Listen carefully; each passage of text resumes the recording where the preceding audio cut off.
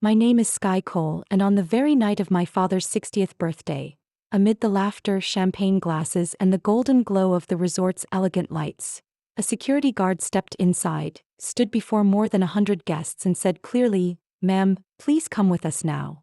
Every eye turned to me. My father's lips curved slightly, my stepmother tilted her head to whisper something into my half-brother Hunter's ear, and they both laughed. I didn't understand why, but my heart knew. This was not a misunderstanding. Have you ever been pushed off a cliff by your own family, right in front of everyone? If you've ever felt that way, leave a comment, hit like, and subscribe to stay with me. Because the next part of this story will show you why that moment was the starting point for me to change everything. If you asked anyone who'd known me since childhood, they'd say I was the perfect child in the family. I was always on the honor roll, winning scholarships year after year, never called to the principal's office or in trouble at school. At an age when my friends were still figuring out homework, I was already making my own study plans, knowing exactly which college I wanted and working step by step to make it happen. Hunter, my half-brother, was a completely different story. He was infamous at school for his antics, getting suspended for fights, skipping classes to play video games. But every time he got into trouble, my father, Richard Cole, would show up to smooth things over. Somehow, Hunter never faced any real consequences. My father is the chairman of Cole Weston, a nationwide powerhouse in real estate and construction. To him, the family's image mattered more than anything, or at least that's what he wanted outsiders to believe. Inside our home, it was a different world. After my mother died when I was 12, he remarried Valerie, a woman skilled in social graces but never hiding that she saw Hunter as the true heir to the company. I grew up in a house where double standards were the norm. When I got an A+, my father would simply nod, "Good, sweetheart." But when Hunter merely managed not to get expelled, he'd throw a celebration.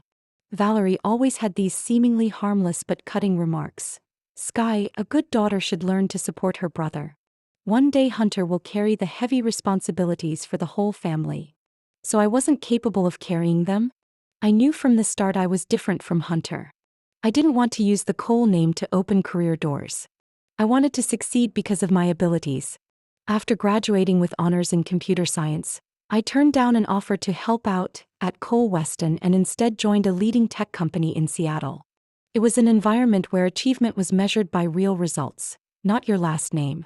I remember the moment my company's CEO, Mason Walker, called my name in an all-hands meeting, praising me for saving the system from a massive cyber attack. "We need more people like her," he said in front of more than 300 employees. For the first time in years, I felt truly recognized without standing in Hunter's shadow. But even my proudest moments were hard to share at home. One evening, I tried telling my father and Valerie about a project I had completed, a security system that saved the company millions of dollars. Valerie's smile was paper-thin. "Sounds complicated. Your father probably doesn't understand it. Let's talk about Hunter instead. Do you know who he played golf with today? One of the company's biggest shareholders." My father immediately nodded and asked Hunter about his partnership strategy, completely forgetting I was still sitting at the table. I was used to it, but each time it happened, something in me went a little colder. Hunter never bothered to hide his attitude.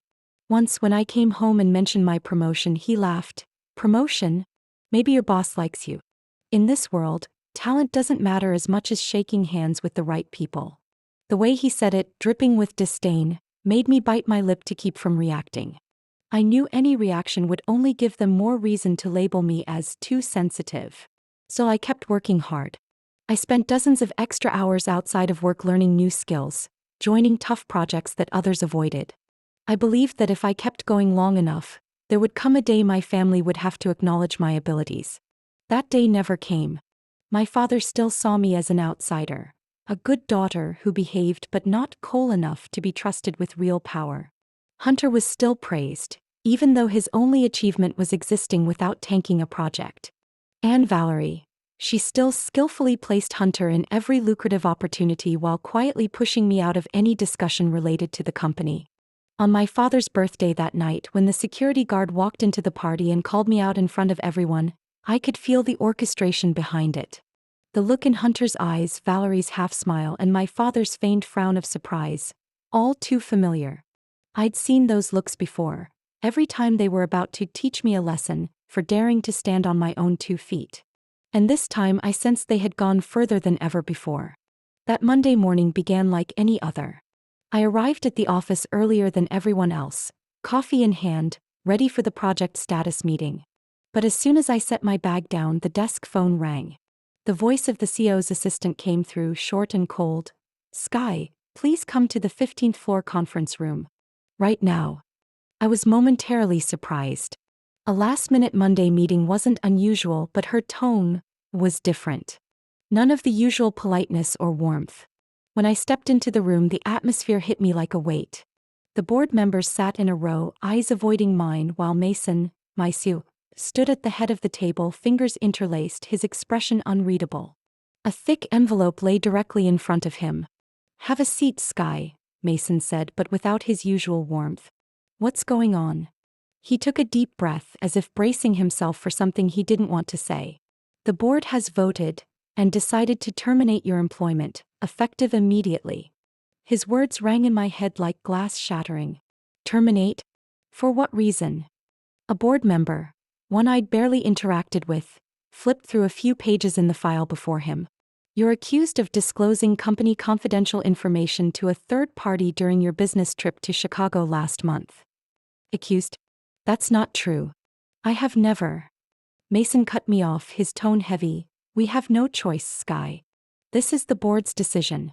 Without waiting for further evidence, they believe the situation is already serious enough to act now. I looked around, searching for a sympathetic glance, but everyone avoided my eyes. All that remained was the ticking of the clock and the knot twisting in my stomach. "So no one's going to give me a chance to defend myself?" I asked, my voice hoarse. No one answered. Karen from HR walked in, holding a neatly folded cardboard box. She gave a polite smile, but her hands were gripping the box so tightly her knuckles had turned white.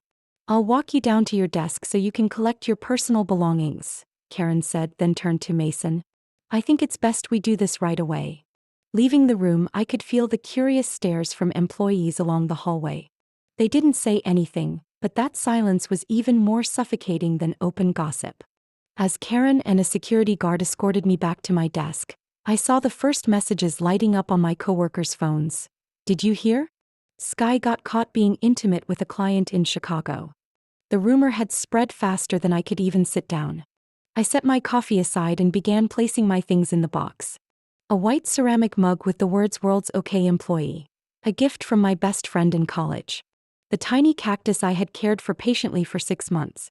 A freshly printed stack of business cards, the ink still faintly sharp. And finally, the framed photo of my mother and me on my graduation day, both of us smiling brightly. I sat still for a few seconds, staring at the picture. My mother had passed away when I was 12. If she were alive, she would never let me go through this alone. "Sky," Karen prompted, her tone still polite but slightly urging. "We need to go." I held the box close to my chest and stepped into the elevator. The ride down to the lobby seemed endless. When the doors opened, the security guard beside me walked as if I were a criminal being escorted. I wanted to shout that I was innocent, but reason told me to stay quiet. No one here cared about the truth right now. Out in the parking lot, the cold wind stung my face and I realized my hands were shaking so badly I almost dropped my keys. Once inside my car, I unlocked my phone. The first message was from my father. "Sky, you've embarrassed the family. I'm disappointed." No concern, no questions, just a verdict. Next came Hunter. A mocking gif of a woman awkwardly dancing on a small stage with the caption, "Might suit you better." I clenched my jaw and set the phone face down on the seat. If I'd had any doubt before, I didn't now. This was Hunter's handiwork. But how had he pulled this off? And why did the board believe it instantly? I leaned back in my seat, staring at the row of office windows where I had once walked in every morning with pride. Now everything had collapsed in less than 10 minutes. Humiliation seeped in alongside a slow-burning anger. I didn't know the details, but I knew Hunter. He wouldn't stop until I was completely erased from the career path he'd always coveted but never had the skill to walk.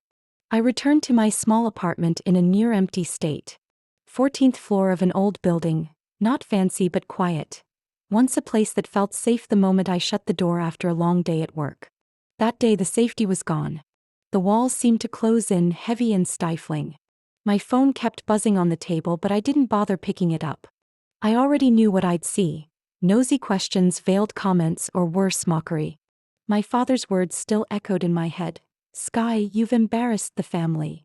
Not, "Are you okay?" Not, "What happened?" But a final judgment, like the trial was over and I was guilty. Then Hunter. He never missed a chance to twist the knife. "Maybe try an online side hustle. You might find it faster that way." I stared at the words on the screen, nausea and fury rising together. Hunter had never seen me as his sister, only as an obstacle to be removed so he could shine in my father's eyes. I powered off my phone and pulled the curtains shut. Daylight spilling in only made the world outside feel too far away, too different from the dark pit I was sinking into. The next day and many after, I barely left the apartment. I lived on instant noodles, powdered coffee, and delivery meals where the couriers didn't bother to look up at the customer. Friends in the industry, the ones who once shook my hand at conferences, who once emailed me for project advice, vanished. A few still replied to my messages, but their tone was distant. Been busy lately, let's catch up some other time." I knew they feared being associated with me, afraid the rumor would stick to their name like a stain. I disappeared from social media too. Every time I unlocked my phone, I saw vague posts tagging my acquaintances, hinting about a senior female manager fired for an affair with a client. No one said my name, but the details were enough for anyone in the field to figure it out. I refused to torture myself by reading the comments. Nights were the worst. I lay in bed, eyes wide open, staring at the ceiling, hearing the TV from the next apartment and the fading sound of cars on the street below. Every small noise reminded me the world was still moving, without me. Once I got an email from a recruiting firm I had worked with before. I opened it with a flicker of hope, only to see a single line: "We're sorry, but we cannot move forward with your application for this position." I knew then I was on the industry's blacklist. And once your name is there, it's almost impossible to erase. One rainy afternoon, I went out for essentials. While waiting in the checkout line, I caught the eyes of a former coworker. She froze, then forced a small, awkward smile before turning away to pretend she was checking her phone. I bit my lip, lowered my head, and pretended not to notice. That silence cut deeper than malicious gossip. That night, I sat at my dining table staring at my mother's photo. I whispered to her as if she could hear me, "Mom, what did I do to deserve this?" There was no answer, only the memory of her gentle but steady voice reminding me my worth didn't depend on anyone else. But when the room went quiet again, that belief dimmed. A week passed. Then I measured time by the number of coffee cups I drank and the rejection emails I received. I started doubting myself, wondering if I had somehow made it easy for people to believe that fabricated story. Then came the scarier thought: if they had already decided I was guilty, did the truth even matter anymore? Every time I thought of Hunter, the anger surged again. I had no proof, but I knew he was capable of manufacturing everything. And with Valerie backing him and my father's silent nod, it would all play out smoothly, like a script they had rehearsed. But back then I had no plan. I lived in a state of paralysis. I didn't know what I'd do next. All I knew was that I was at the very bottom of isolation, and if I didn't find a way out, I'd be buried here forever. As I sat curled up on the sofa holding a mug of cold coffee, my phone rang. Unknown number. I was about to ignore it, but something made me swipe to answer. "Sky, this is Mason Walker," a deep, measured voice said. I recognized it instantly. Mason had been the vice president at my old company, known for his blunt honesty, but had left abruptly a few years ago after a scandal the press only vaguely covered. I froze. "Mr. Mason? Why are you calling me?" "We need to meet. Today," he said without preamble. "It's about Hunter, and the real reason you were fired." That was enough to make me bolt upright. We met at a small cafe in the old part of town, a place no one from the tech world ever went. The shop was quiet, lit with soft amber lights, the smell of roasted coffee drifting through the air. Mason was already seated in a back corner, his back to the door, a nearly untouched espresso in front of him. When I sat down, he looked at me for a long moment as if weighing something. "You look tired, Sky." "I suppose I don't need to explain why," I replied, trying to keep my voice steady. "Then let's get to it. You weren't fired for leaking confidential information. And it wasn't because of that affair rumor in Chicago. Everything was a setup, and Hunter is the one who said it. I clenched my hands under the table. I figured as much. But how do you know for sure? Mason leaned in, lowering his voice. Hunter hired a group that specializes in creating deepfake videos. They took old footage of you from company events and edited it to make it look like you were in a hotel room with one of our major clients. Then he handed that evidence to a few board members, enough to scare them into voting you out immediately. Hearing someone confirm what I'd suspected still sent a cold shock down my spine. Why? Just to take me down? Not that. Mason reached into his jacket and slid a thin envelope across the table. He's aiming for a joint venture between Cole Weston and another tech conglomerate on the East Coast. If he pulls it off, Hunter will have enough controlling shares to join the board. You're the only obstacle, the one with both the skill and the industry connections.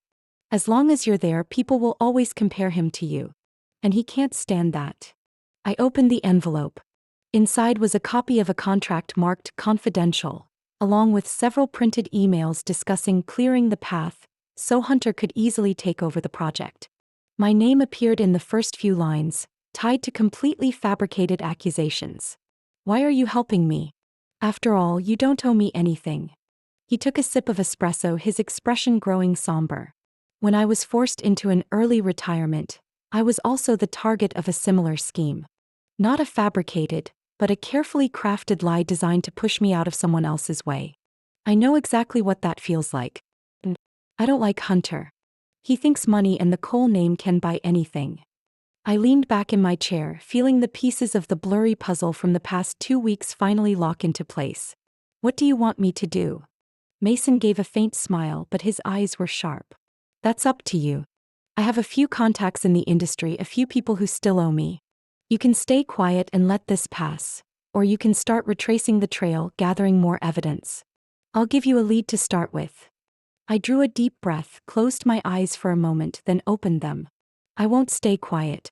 But if I do this, I want Hunter and everyone behind him exposed. Then you need to be ready, Mason said slowly. Because this game won't dig up Hunter. It might pull in your father, and Valerie.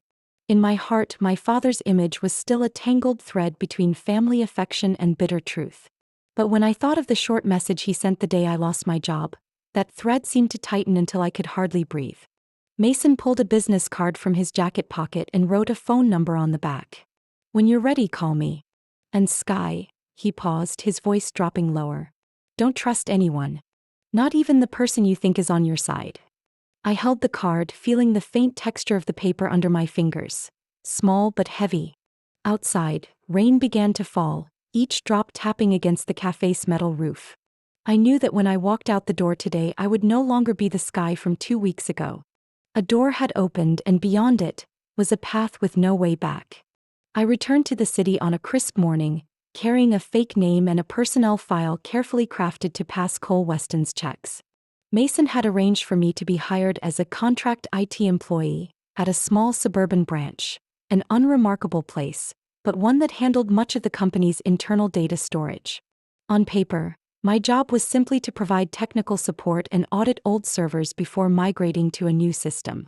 In reality, it was my task to access exactly what I needed: emails, expense reports, and even security cameras. On my first day, I wore jeans, a gray hoodie, and non-prescription glasses. I wanted to look like a regular tech worker, someone everyone saw but no one noticed. As expected, most employees gave me a polite nod and went back to their work. That afternoon, as I was checking a storage server, a voice came from behind me. New here?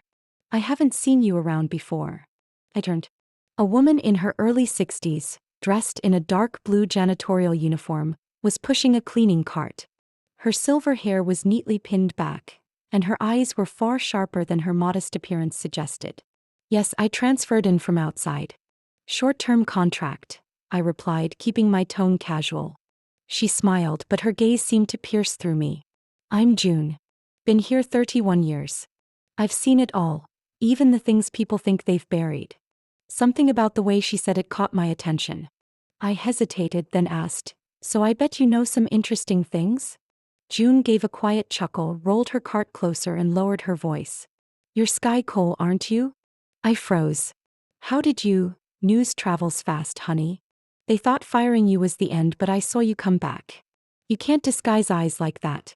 The eyes of someone who won't give up. I studied her for a few seconds, weighing whether to admit it. Finally, I nodded. I need to prove the truth. She glanced around, then pulled a worn envelope from her pocket and slipped it into my hand. I've been holding on to this for weeks. Was waiting for the right person to give it to. I opened it to find printed emails between Hunter and Valerie. The content was so blatant I had to read it twice, plotting to convince the board I'd committed professional misconduct, along with a plan to leak the fake video. Another email was an expense report. Industry conference in Miami, $85,000. With no itinerary, no proof the event had even happened. There was also a list of payments to a company called Western Strategies LLC. A shell company I knew instantly because its registered address was just a P.O. box. Where did you get this? I asked, my voice low but urgent. June shrugged. After meetings, people toss leftover documents into the conference room trash. I clean up, I keep what I find. 30 years here taught me that papers accidentally left behind are often worth more than a safe. I saw the calm of someone who had witnessed too much. Why are you helping me? Because I used to be you, Sky, she said, eyes never leaving mine. Back then I was head accountant. But I was a single woman without close ties to anyone on the board, so when they wanted to replace me, they made up a story about errors in the books. I had no one to stand up for me. You're different. You still have a chance. Her words sparked something between gratitude and resolve. I promised to keep her involvement secret. In the days that followed, I began my evidence-gathering campaign. Using my IT contract access, I opened long-term storage folders and copied suspicious financial reports to my personal drive. I uncovered a series of market research expenses worth tens of thousands of dollars, all transferred to the shell company, every one approved by Hunter or Valerie. At night, when the office was empty, I quietly entered the server room to back up security camera footage. One particular clip caught my eye. Hunter entering the large conference room with two unfamiliar men, exchanging a thick envelope before signing a stack of papers. It was late at night, after hours. I saved the footage along with the conference room access logs to confirm the timing. Each new piece made the picture clearer. This was no longer a personal plot to destroy me. It was a network of self-interest, financial fraud, and power manipulation. June continued to quietly help me. She knew who tended to leave their computers unlocked when they stepped away, and when Valerie's office would be empty so I could slip in to check the file cabinet. One evening she handed me a small USB drive. You should watch this before deciding your next move. The drive contained an audio recording of a dinner conversation between Valerie and a longtime partner. Valerie's voice was crystal clear. Sky's not coming back. Hunter will take that spot, and once the project's done, we'll split the profits like we agreed. When I finished listening, heat surged to my face. This was proof they didn't just want me out. They were planning to divide the spoils of the upcoming joint venture. I knew I'd gone too far to turn back. From the moment I left Mason's Cafe, I'd stepped into a game where the rules were written by people willing to destroy others to keep their power. But now I had cards strong enough to flip the board. And everything I needed was steadily falling into my hands. The news broke on a Thursday morning while I was in the storage room sorting old hard drives. The city's largest financial news site ran the headline across its front page: Cole Weston under investigation for multi-million-dollar contract fraud. The article didn't give details but emphasized that the project under suspicion was one of the company's flagship construction deals signed less than 6 months ago. And the name on the approval line: none other than Hunter Cole. I read it over and over, feeling a mix of astonishment and an odd, steady calm. This was the first sign that everything I'd been gathering was finally starting to have an impact. That afternoon, I received a text from an unknown number.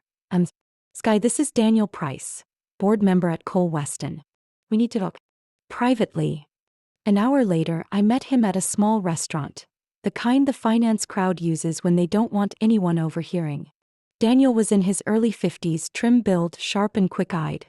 He didn't waste time. Hunter is causing serious trouble. That contract had irregularities from the start, but Valerie pushed to have it approved. Now the investigators are involved, and if everything comes out, the company's reputation will take a serious hit. And what do you want from me? Daniel leaned slightly forward, lowering his voice. I've heard you still have industry connections. And I've also heard whispers that you know more than you've let on. I'll be frank. Many board members have lost confidence in Hunter.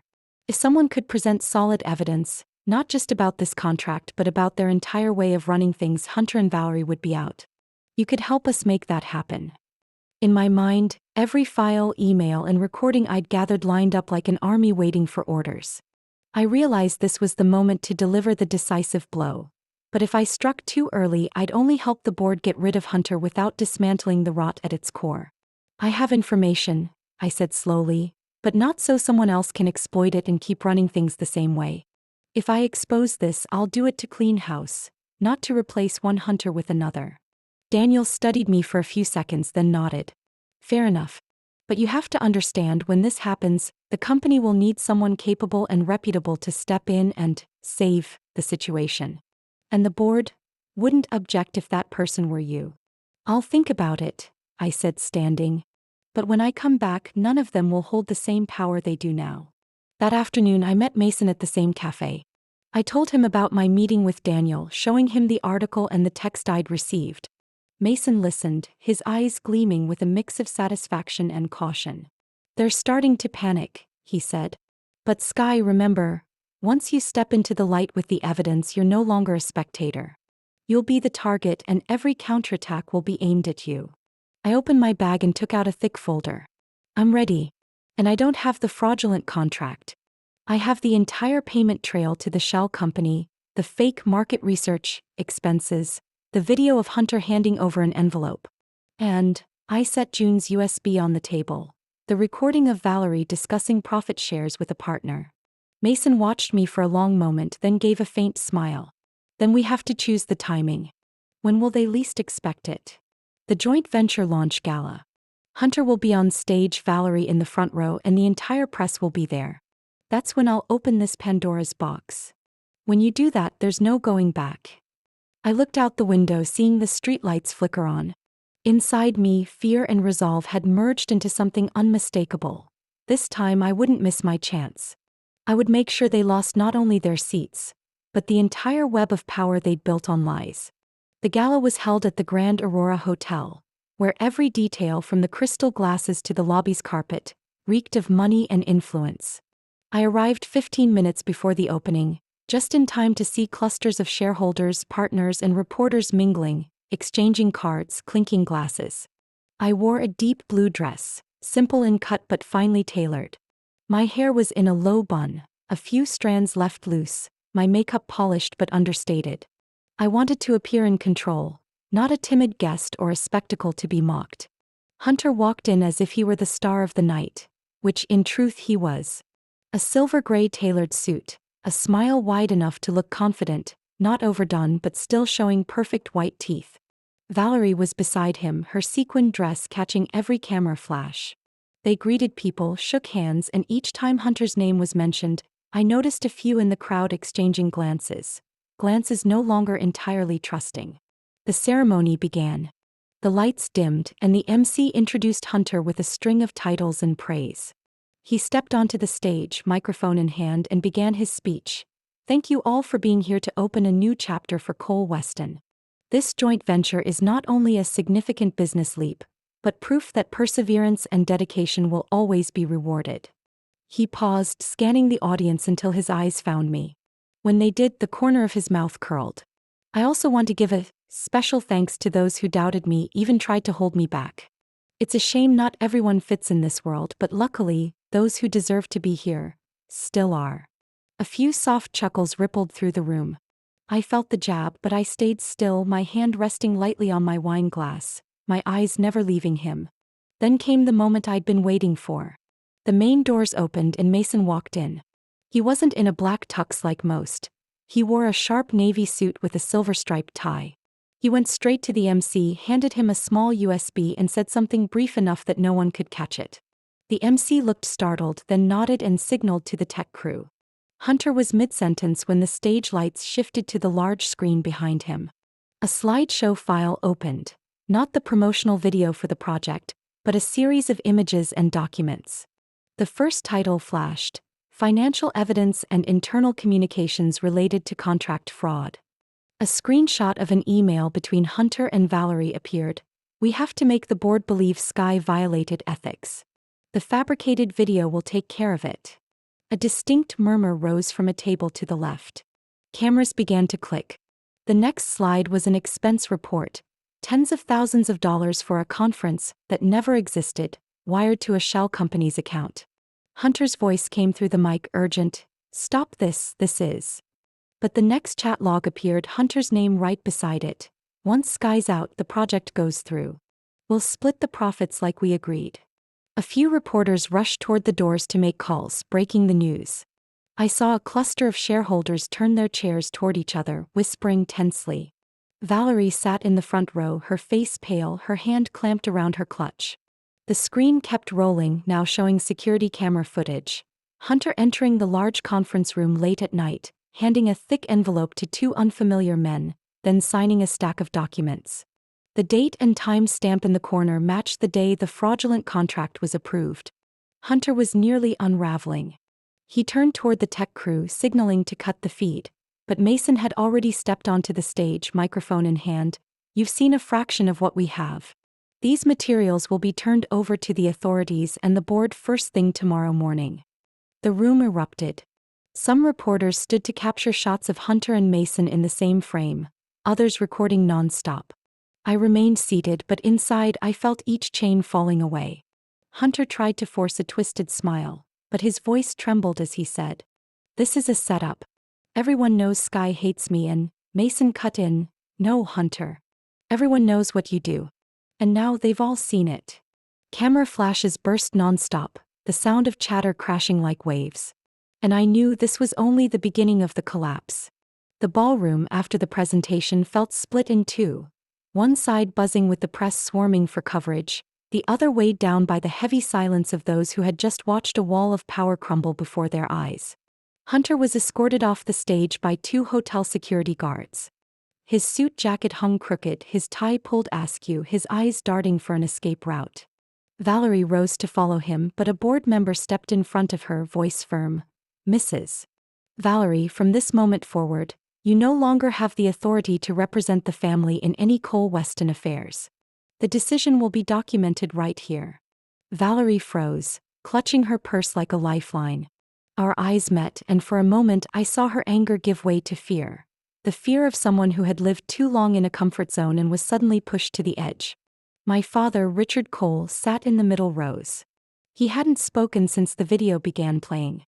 Even now, with everything exposed, he stayed silent. But his eyes were stripped of the cold pride they once carried, only a deep confusion, as if the very foundation he trusted was cracking. A board member stood and signaled for attention. "We are in a serious crisis. The company needs an interim leader to navigate and stabilize the situation until the investigation is concluded." Murmurs rippled through the room, several names whispered. Then Daniel Price, the man who'd met me at the restaurant, stood, his tone clear and decisive. "I nominate Sky Cole. She has project management experience, understands our operational systems, and most importantly, she proved she puts the company's interests above her own." Every eye turned to me. Some faces were curious, others skeptical, and some held genuine support. The acting board chair spoke. "We'll vote now." It happened faster than I expected. Ballots were collected, counted, and when the result was announced, I heard each word distinctly. An absolute majority in favor. Sky Cole will serve as interim CEO of Cole Weston, effective immediately. I stepped into the center of the room. The microphone was placed in my hand. My heart pounded, but my voice was steadier than it had ever been. "I know, some may think this is my moment for revenge. But it's not. I'm not here for revenge. I'm here to make right what should have been fair from the beginning. Cole Weston exists because of the work of many, not the names on the building or in the boardroom. Transparency, integrity, and respect are the foundation for us to stand strong. And from today forward, I will make sure those principles aren't words on a wall, but a non-negotiable standard." At the back of the room, I saw Hunter being led out the door. He glanced back, but I didn't return it. Valerie kept her head down, avoiding every gaze. And my father, he was still looking at me, but this time it was different. Not judgment, but something mixed with unease and realization. I handed back the microphone, stepped down, and felt the handshakes, the congratulations, the quiet words of encouragement. I knew this was only the start of a difficult road, but at least the power had changed hands. 6 months passed faster than I expected. Cole Weston was no longer the hollowed-out powerhouse I'd stepped into on that gala night. New control processes were in place, financial reports were transparent, and for the first time in the company's history, leadership roles were balanced between men and women. I saw women who had once sat quietly in the back now taking seats at the decision-making table, bringing experience and voices that had long been ignored. Hunter and Valerie disappeared from the city almost immediately after their suspension and removal. No one knew where they went.